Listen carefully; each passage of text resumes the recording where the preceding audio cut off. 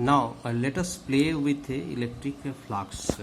Okay, again we will continue our discussion with electric flux. It is very important topic, very interesting also. So let's see. Let us consider a charged particle and a sphere around this. Okay. Now you see, if you think of the field lines like this, and here a very small element, then and this is del s. Now what del phi equal to, what you can write, del phi equal to, you can write E dot del s.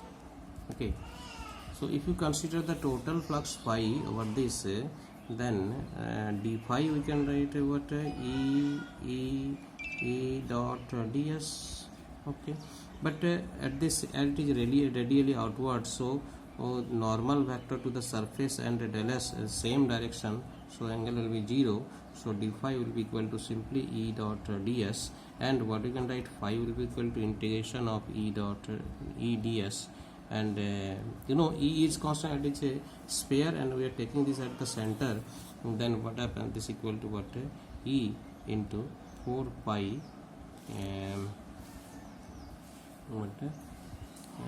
E into ds equal to 4 pi r square. Again E at this point is equal to 1 by 4 pi epsilon naught into q by r square into 4 pi r square. So this goes to what? This goes to q by epsilon naught. Now you see here, if we consider the total flux over this this sphere, keeping the charge at the center, what we are getting, the total flux equal to q by epsilon naught. Okay, you know, here the case we have taken, the charge is kept at the center. Suppose this then flux, total flux equal to q by epsilon naught. Okay, that is field lines, number of field lines emerging out of the the charge is how much, q by epsilon naught.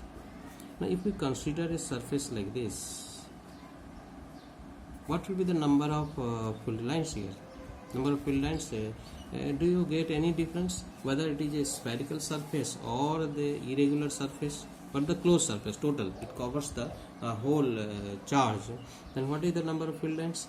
No difference you will get, and this is only what, epsilon naught.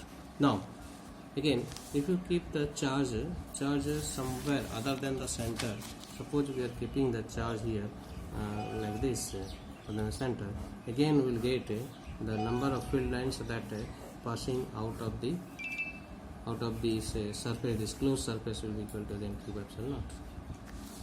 Now if you consider two charges, q1 and q2 like this. Now what is the field lines, number of field lines? Okay, number of field lines, what will you find? That will be equal to, due to this number of field lines and due to this another number of field lines, that is q1 by epsilon naught plus q2 by epsilon naught, that is equal to q1 plus q2 by epsilon naught. I hope now we are reaching to the conclusion that total flux phi is equal to what, summation of charge inside the surface divided by epsilon naught, provided the surface is a closed surface. Now if we keep a charge here outside the surface, then what happens, the number of the field lines will say like this, and we want to find the total flux over this closed surface, then you see here these are the number of field lines that is entering the surface, and these are the field lines leaving the surface, and in any way we will find the total number of field lines entering and leaving the surface will be same, so negative and positive flux will be same, so no flux will be, total net flux over the closed surface will be equal to 0. There is no effect of the external charge. Okay, now the generalization of this, we have already generalized it. The generalization of this, a number of flux over a closed surface is stated by Gauss, and we know this as a Gauss's law, in electrostatics. Therefore, Gauss's law in electrostatics tells Gauss's law in electrostatics. This says the total flux over a closed surface is 1 by epsilon times the total charge enclosed by the surface.